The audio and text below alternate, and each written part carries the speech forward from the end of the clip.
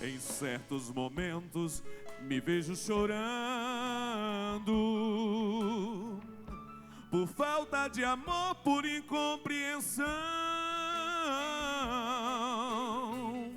Os próprios amigos nos trazem decepções, nos traem, nos ferem o nosso coração.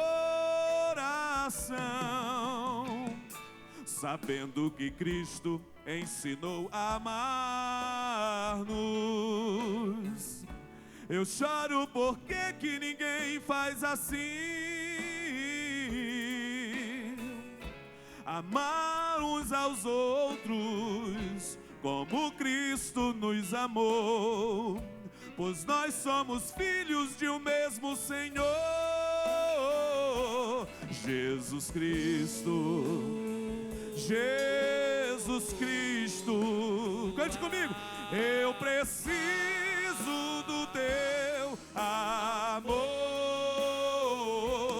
Jesus Cristo. Jesus Cristo, faz de mim um vencedor. Tu tens a palavra que eu tanto preciso, a paz, a esperança, o ombro amigo, Jesus Cristo, Jesus Cristo, grande Salvador,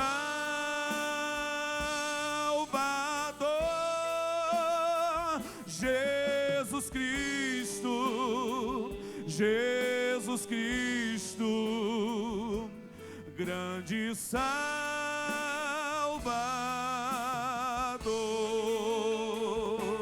Oh, aleluia! Jesus está aqui e Ele tem a palavra que você precisa, aleluia.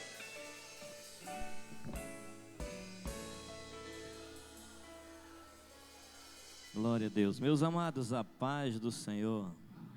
Amém? Chegamos ao 1º de janeiro de 24, né? Primeiro passo de uma caminhada de 366 esse ano. 366, esse ano é um a mais, né? Falta só 365 depois de hoje. Vamos caminhando, sabendo que em cada um desses dias contaremos com a presença do Senhor a nos ajudar, a nos abençoar. E depois de um culto tão especial como ontem, fico feliz em vê-los aqui para esse nosso primeiro culto de ensino da palavra de Deus. E eu confesso que eu esperava menos, porque uma chuva, né, na hora do culto, e ainda o povo cansado, e respeitando o cansaço dos irmãos, a gente vai acabar o culto um pouco mais cedo hoje, tá bom? 10 horas, tá bom? Vai terminar? Glória a Deus. Fique de pé. Vamos abrir a Bíblia Sagrada nesse momento. Juntos. Vamos ler um texto sagrado. Glória a Deus. Livro do profeta Jeremias, capítulo 29, versículo 11.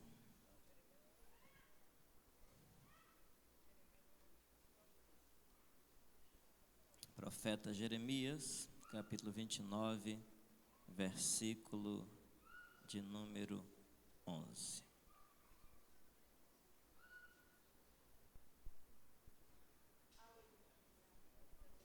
Amém? Porque eu bem sei os pensamentos que tenho a vosso respeito, diz o Senhor. Pensamentos de paz e não de mal, para vos dar o fim que esperais. Senhor nosso Deus e Pai, nós te damos graças, Senhor, por tua palavra lida esta noite.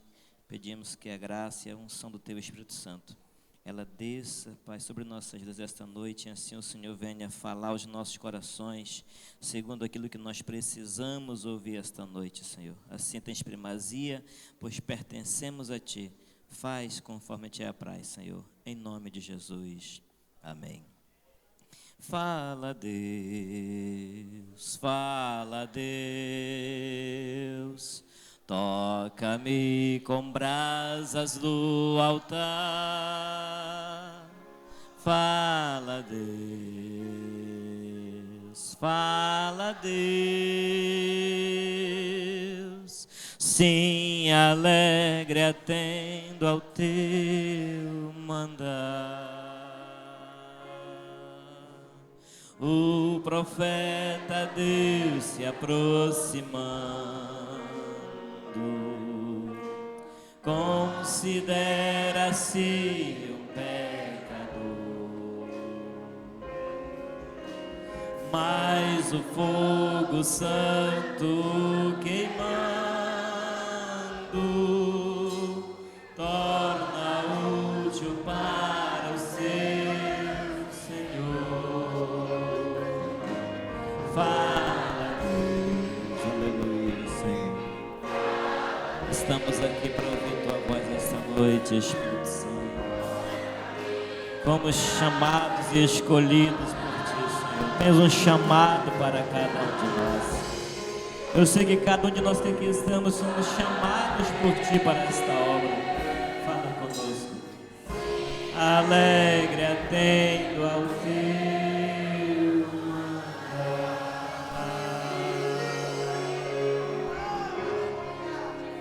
Glória a Deus, glória a Deus.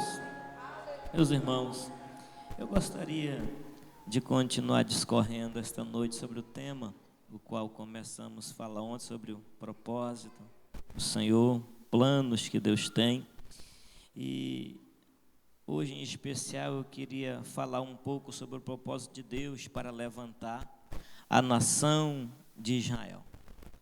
E quando a gente estuda a história de como Deus começa o seu projeto, o seu plano para aquele povo, eu particularmente vejo que foi um plano incrível, porque aquele plano, quando ele levanta, que ele vai tirar o povo do Egito para colocar numa terra que ele já havia separado, Deus ali, ele usa 3 grandes nações para cumprir aquele plano, aquele projeto. Primeiramente, ele usa os próprios hebreus, que tomariam posse daquela terra. Ele usa os egípcios e os cananeus.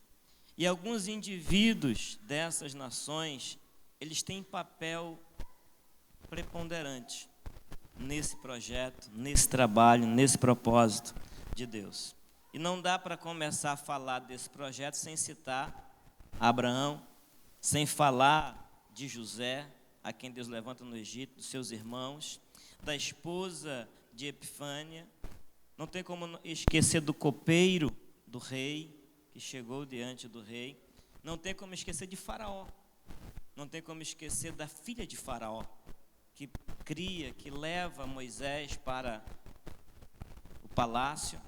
Não tem como não falar de Arão, de Josué, de Caleb, de Raabe, a prostituta, só para citar alguns. E é muito perceptível que algumas dessas pessoas lhes responderam diferente ao plano de Deus. Todos esses nomes que eu citei aqui, eles faziam parte do plano. Os nomes, eles não estão ali por um acaso.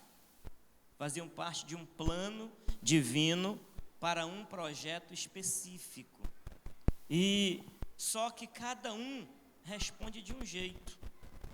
E quando a gente vai avaliar alguma dessas pessoas e as respostas que eles dão, a gente vê os nossos próprios corações buscando para nós mesmos, para dentro de cada um de nós, para descobrir se estamos realmente seguindo o plano de Deus ou não. Quando eu olho para eles, eu preciso também fazer um olhar introspectivo e ver se eu estou atendendo, seguindo este plano na íntegra, da forma que ele preparou, projetou. Alguma dessas pessoas que nós citamos aqui, e eu quero começar com Moisés, eles se moveram à frente do plano do projeto.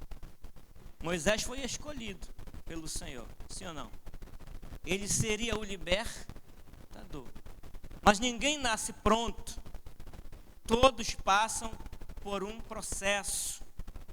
E é nesse processo que Deus vai trabalhando aquele a quem ele tem projeto.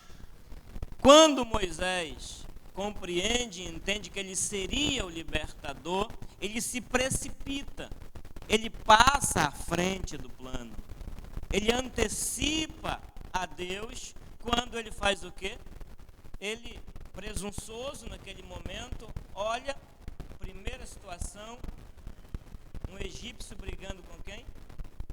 Com um hebreu, e ele, não sei em que escola estudou, karatê, kung fu, boxe, só sei que ele tinha um soco potente, porque a Bíblia diz que de um soco, né, ele mata o rapaz, enterra na areia, e ele, na sua consciência, imaginava que estava começando a cumprir o plano de Deus. Ele se precipita. A sua consciência revela que ele não tinha autoridade legal para fazer aquilo em um outro momento. Quando alguém diz, você vai querer me matar também, como você fez lá? Tu acha que a gente não sabe que tu matou o rapaz, enterrou? A consciência dele naquele momento, ela fala contra ele, vê que ele não tinha autoridade, legalidade ainda dada por Deus para tal. Ele estava ciente do seu chamado para redimir os israelitas, mas agora, com o seu ato, ele impetuosamente faz um movimento errado, na hora errada, de forma errada.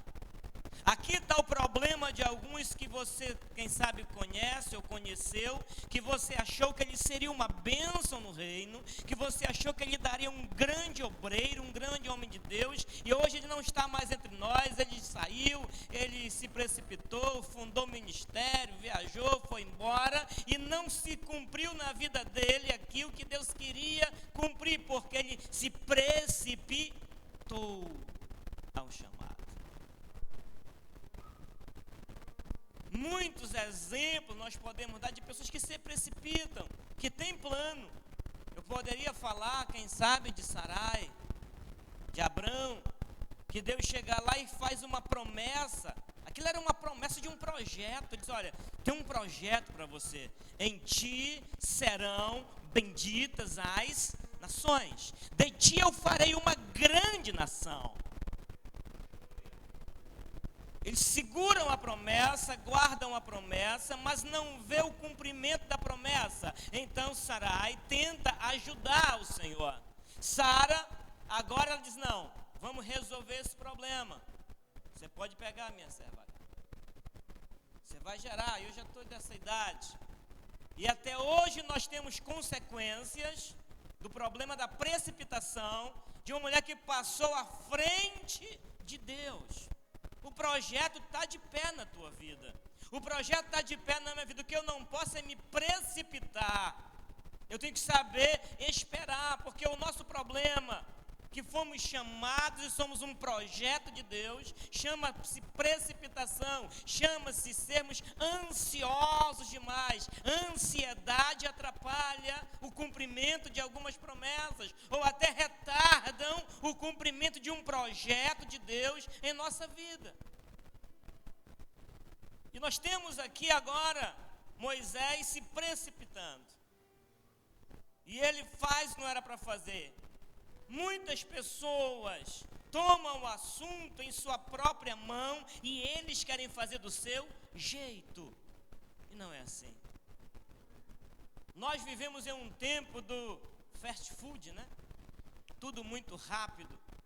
E se o entregador demora a chegar, você nem quer dar gorjeta para ele porque ele demorou, porque a gente quer tudo rápido demais.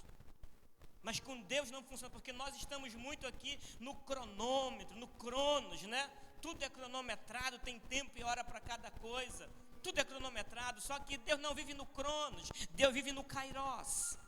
O tempo de Deus é diferente do meu e do seu tempo. Você não pode querer que Deus haja no seu tempo e faça do seu jeito. Espere Deus fazer do jeito e no tempo dele. Aleluia. Ele se autoproclamou aqui redentor do povo, não era hora dele ainda. E resolve o assunto com a sua própria mão. Ele apressa o plano e cria uma grande confusão. E entre nós há também quem infelizmente tendem a apressar o plano e traz confusão para o meio onde ele vive, aonde ele está. Só que isso custa muito caro a Moisés. Quem sabe estava muito próximo de Deus levantá-lo, de Deus exaltá-lo, de começar a cumprir e tirar o povo e começar a caminhar para Canaã. Mas esse ato de Moisés atrasa e leva ele outros 40 anos até aqui, até esse soco pentecostal. Mais ou menos 40 anos já estava lá vivendo no palácio, sim ou não? E agora ele vai precisar gastar mais 40 anos da sua vida, onde? No deserto, em uma terra estrangeira.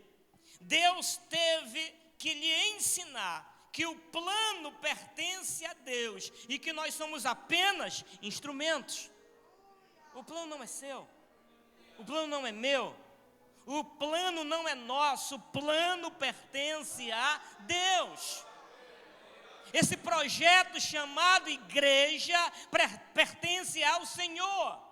Nós somos apenas parte de um plano arquitetado por um ser superior, que nós cremos pela fé, que existe, que é poderoso, que é tremendo, que é maravilhoso, que não falha, que não perde, que faz na hora dele. Aleluia! Assim ele nos usará quando ele quiser. Ele nos levantará quando ele quiser. Tem quem diga: Sara disse, eu já estou velha demais. Abraão disse, eu estou velho demais para esse negócio aqui. Não, na obra de Deus não existe isso. Ela diz que mesmo na idade avançada ainda dará. É Ele que controla, é Ele que faz, é Ele que realiza. Ele vai nos dar quando Ele quiser, não é quando eu quero. Se fosse quando eu quisesse, no meu tempo, seria muito bom.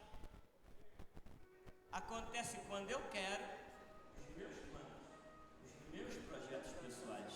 Mas os projetos de Deus acontecem quando Ele quer, do jeito que Ele quer, da forma que Ele quer. Aleluia. Só que algumas pessoas, eles querem seguir e passar à frente de Deus. Depois, pessoas seguem, e aqui está o segredo da vitória, segue o plano de Deus. Deus, ele renovou o chamado para Moisés. 40 anos depois, quantos anos? Deus renova o chamado, 40. Eu me lembro de um pastor, amigo meu, ele era presbítero na igreja na cidade de Alenquer, uns anos atrás, minha igreja de origem, minha terra de origem. E abriu um campo chamado Ilha da Salvação. E o nosso pastor na época, o pastor Raimundo Nonato Leite, veio para a convenção e disse ao presidente: presidente, eu estou com um campo aberto na supervisão, Ilha da Salvação. Eu deixei um presbítero lá, tomando conta do trabalho, de minha confiança, presbítero Braz Pereira. E o pastor, o presidente disse: Nonato, efetiva ele lá, eu tenho dificuldade de mandar pessoas daqui para lá, que é muito distante, porque de Belém ninguém vem para aquela região. Efetiva ele, depois você leva no encontro de obreiro de Santarém e eu consagro ele. Ok? Aí o pastor voltou e disse: irmão Braz, falei com o presidente, ele mandou te efetivar, você vai ser o pastor da Ilha da Salvação, e no encontro de obreiro de Santarém ele vai te consagrar. Eu disse: Deus me livre, pastor. 3 coisas não acontecem com o Braz: morar em vila, em lugar que não tem energia e na beira d'água. Tá bom, então volte para a cidade.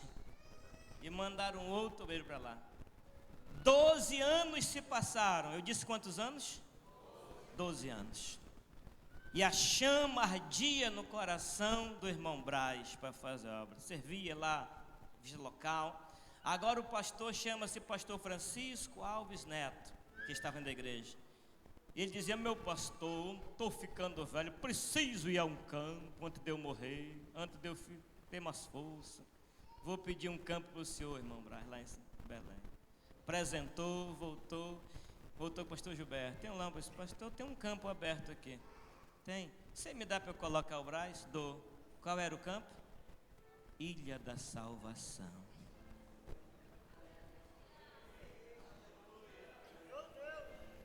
E nós colocamos as coisas do irmão Braz dentro de um barquinho e fomos levar lá na Ilha da Salvação. E eu estava na posse do irmão Braz.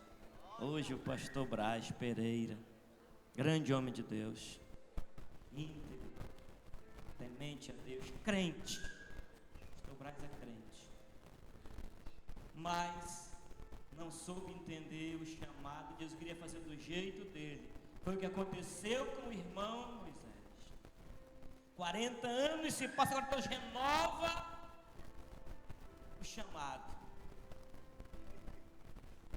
Muitas desculpas ele dá na hora desse outro chamado, que indicam o quê? Primeiro, a sua falta de fé. Dessa vez ele estava seguindo agora o plano de Deus. É o mesmo homem, é o mesmo projeto. O plano não mudou, porque o plano de Deus para a tua vida nunca vai mudar. Deus continua de pé, a palavra dele para com você. A palavra que Deus te prometeu ainda continua de pé, não vai cair por terra. Aleluia. Ele matou o egípcio por um impulso, não pela fé em Deus. As consequências foram a perda de carisma, porque entre o povo disseram logo: é tu? Uhum. Já perdeu o carisma daquele que ele seria. Não existe, não tem como você liderar sem ter o carinho do povo. Não tem como você desenvolver o projeto de Deus se não tiver o carinho, o carisma dos teus liderados. Ele havia perdido esse carisma da forma que ele agiu. Ele perdeu o entusiasmo. Ele não tinha mais querer, não queria fazer mais nada agora. Você vê que a resposta que ele dá para Deus é totalmente de alguém desinteressado e sem fé. Porque quando o fracasso ataca, a primeira coisa que nós perdemos é a fé. E às vezes há muitos obreiros, há muitas pessoas, muitos crentes que fracassaram, estão dentro da igreja, ainda acreditam em Deus ainda, mas a sua fé está fracassada, de não acredita mais em ninguém. Se um pastor chega e faz uma promessa: pastor, já ouvi tanto isso, não é só mais uma vez, não, isso, porque ele está fracassado, espiritualmente, ministerialmente, porque sua fé foi abalada. E a gente perde a fé e a gente quer deixar tudo para trás, incluindo o chamado. Isso não é mais para mim, não quero mais saber disso.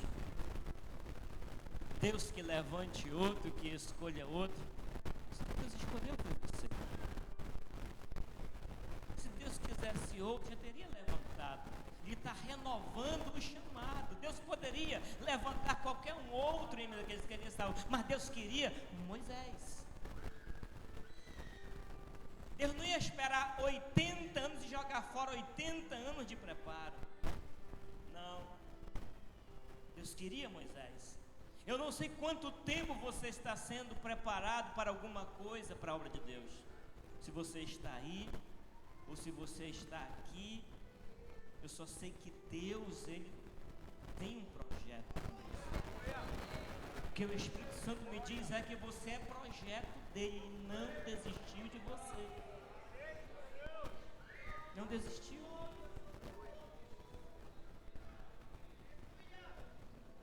Moisés queria se esconder no seu pequeno mundo, naquela nação distante, e só ficar ali, e não fazer mais nada. Não. alguns até que ficam com raiva de Deus, culpam a Ele por não seguir o plano, mas quem deixou de seguir o plano foi você, não foi Deus. Você que se precipitou, eu que me precipitei. Como é que eu vou culpar a Deus por uma precipitação minha? Na realidade, quem é responsável pelo plano B não é Deus, sou eu. As minhas atitudes fizeram Deus criar um plano B para poder cumprir o plano A, que é dele, de nos abençoar, de fazer de nós bênção nesta terra. Quem está entendendo, diga amém. Então, para eu encerrar, eu prometi que eu ia acabar o culto mais cedo hoje. Aqueles que se precipitam e passam à frente de Deus, aqueles que seguem porque agora Moisés, ele entende, agora ele vai seguir o plano. Depois que Deus o convence, porque ele faz algumas provas lá, sim ou não? Eu não vou me ater na questão, que você conhece bastante o texto da Bíblia e sabe o que eu estou falando, qual a história se refere. E depois disso ele dá um monte de desculpa e Deus vai colocando, e depois vara e não sei o que, e cobra e flor, e aquele negócio todo que você conhece. Para Deus dizer, olha, plano é meu, você agora está dentro do plano que eu quero. Agora você entendeu que você é totalmente dependente de mim. Você achou que dependia do teu intelecto, da tua força. Por isso você veio para cá, para a minha escola, nesse deserto, para você compreender que você, para cumprir o meu plano, tem que entender que você depende totalmente de mim.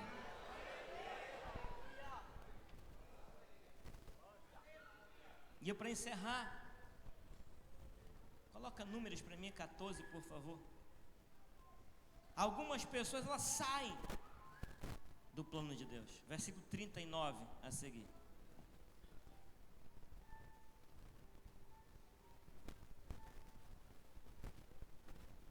Números 14. Glória a Deus. Obrigado, querido. E falou Moisés, vai passando de um por um, quando eu terminar você passa, tá bom? E falou Moisés essas palavras a todos os filhos de Israel, então o povo se contristou. E levantaram-se pela manhã, de madrugada, e subiram ao cume do monte, dizendo, eis-nos aqui, subiremos ao lugar que o Senhor tem falado, porquanto havemos pecado. Mas Moisés disse, por que transgredis o mandado do Senhor? Pois isso não prosperará. Não subais, pois o Senhor não estará no meio de vós, para que não sejais ferido diante de vossos inimigos.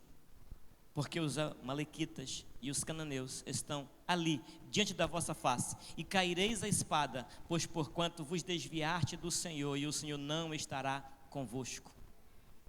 Contudo, temerariamente tentaram subir ao cume do monte, mas a arca da aliança do Senhor e Moisés não se apartaram no meio do arraial. Então desceram os amalequitas e os cananeus que habitavam na montanha e os feriram, derrotando-os até Hormá. Há pessoas que saem do plano de Deus.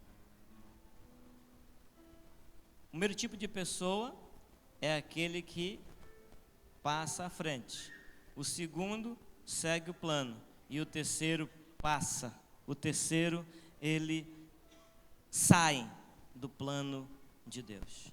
Os filhos de Israel muitas vezes saíram do plano porque era uma nação rebelde, desobediente. O homem de Deus disse, não vão, não subam. Se vocês forem, vocês vão morrer. Então desceram os amalequitas e os cananeus que habitavam na montanha e os feriram, derrotando-os até Hormá. Você consegue entender e compreender algumas derrotas na sua casa, na sua vida? Você consegue entender porque muitas vezes foi dado errado lá no teu lar, porque o filho tem falhado, porque você tem falhado, porque você tem caído, porque você tem errado. Quando nós desobedecemos ao plano, vai dar errado. Nós temos um líder chamado Espírito Santo que nos orienta, só que nós, em vez de seguirmos, ferimos a Ele, entristecemos a Ele, fazemos coisas que não agradam a Ele. E quando isso acontece, a gente vai quebrar a cara. Pessoas rebeldes são impacientes, não sabem esperar. As pessoas rebeldes, elas, na melhor das hipóteses, elas pensam que é inútil depender de Deus. Elas acham que Deus não vai fazer. Deus se esqueceu de mim. Aí ele quer comparar a vida dele pela vida do vizinho, porque o fulano é assim, porque Deus tem, estou vendo ele feliz, abençoado, prosperando, e a minha vida só é derrota, porque você não para um pouquinho, em vez de adorar, só quer continuar a murmurar. Não, na luta, adore também, porque adorar na bonança é fácil, irmão. Dá glória a Deus com a conta bancária gorda, energia paga, 3 botijas de gás cheia, conta no mercado tranquilo, o cheque está em dias, né? O cartão está em dia. É bacana a gente adorar a Deus quando também com saúde, mas Deus às vezes permite alguma coisa acontecer para que a gente adore a Ele também na luta, na prova, aleluia, com o cartão, nome negativado, com a energia quase cortada, tendo que pedir ajuda para o pai, para a mãe, para não cortar, e vem um e vem outro, conta gota, o tempo da prosperidade de ontem já não tem mais hoje só tem o suficiente de água, é aí que Deus quer você adorar Ele, isso mostra a diferença em quem realmente serve ao Senhor, não pelo que Ele pode dar, mas pelo que Ele é para nós, com a promessa que tem de bênção, de vitória, nos amores. Só que alguns preferem andar por caminhos que parecem com os seus olhos, e esquece de olhar. Eles querem se fazer Deus, ou se colocar igual a Deus, ou querendo se contrapor a Deus. Certa vez eu li um livro de um pastor norte-americano, que disse que ele chegou para pregar, e uma vez estava lá escrito numa placazinha na entrada da igreja, dizendo o seguinte: há apenas um Deus. A placa dizia, do verbo haver, há apenas um Deus. Pare de se candidatar à sua posição, porque eles têm que se candidatar a ser Deus, se colocar no lugar de Deus, no lugar de Cristo. Nós somos servos, apenas servos, dependentes desse Deus que tem todo o poder. Eu preciso seguir o plano. Interessante que Raabe, que eu citei, eu encerro agora, ela seguiu o plano. Foi dada uma ordem para Raabe, sim ou não? Eu não vou citar todo o texto, que eu estou cheio de teólogo na minha retaguarda que conhece, de pode saltear o texto. Mas você pode chegar em casa, pastor, eu não me lembro dessa história. Lá vai Josué, capítulo 2, onde está Josué 6, 22, vá lendo lá que você vai entender essa história desse encontro com essa moça que era de uma profissão complicada, né? Mulher de vida difícil, chama de prostituta, a Bíblia chama. Mas essa prostituta, ela dá exemplo para muito crente. Ela serve de exemplo para muito pastor, para muito líder, para muito obreiro. Ela seguiu o plano. Detalhe, ela não pertencia à nação escolhida por Deus. Detalhe, ela não era da igreja como você é. Ela e toda a sua família foram poupados, enquanto outros que haviam e viviam em rebeldia contra Deus foram mortos.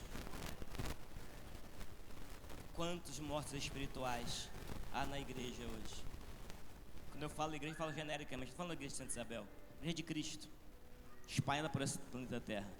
Quantos mortos existem espiritualmente dentro das igrejas, por aí afora, por suas rebeldias, pelos seus próprios pensamentos. Pessoas como Raabe, elas sempre serão vitoriosas em tudo, porque elas seguem as instruções ao pé da letra.